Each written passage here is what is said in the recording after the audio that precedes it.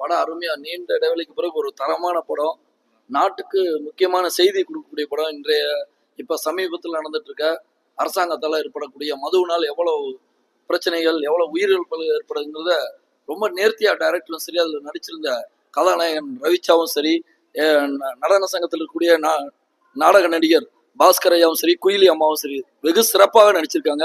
ஏன்னா ரொம்ப கண்கலங்கி வந்திருக்கேன். ரொம்ப அருமையான படம்.